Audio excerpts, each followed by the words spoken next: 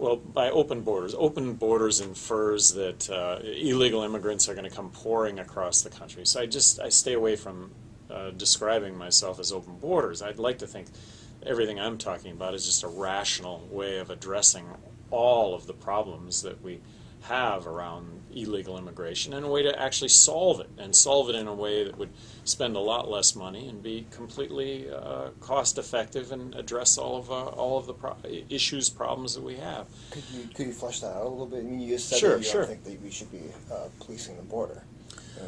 Well, we shouldn't stop what we're currently doing.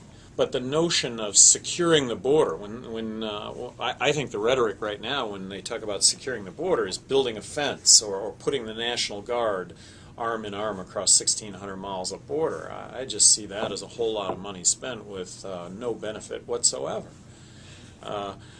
Make it easy to get a work visa. So I propose make it easy to get a work visa. A work visa would involve a background check, Social Security card so that applicable taxes would get paid.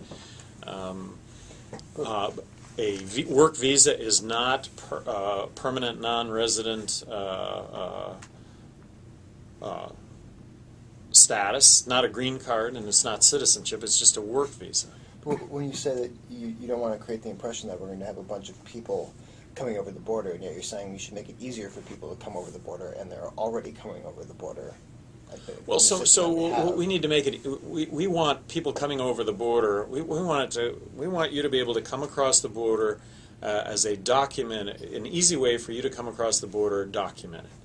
And we want a way so that the 11 million, and I just toss out that number, is that whether it's 12 million or 20 million, but we want a way in which we can document the 20 million illegal immigrants that are here right now in an easy, effective way. That now all of a sudden we're going to identify those that are here illegally, and we don't want criminals in this country. We do want a background check to go along with that, and we don't want it to be about welfare. We want it to be about work.